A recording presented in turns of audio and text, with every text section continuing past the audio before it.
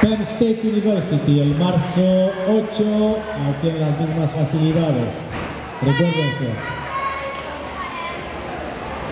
Y tenemos al artisticcompose.com, donde ustedes pueden ver y obtener las fotos de la competencia.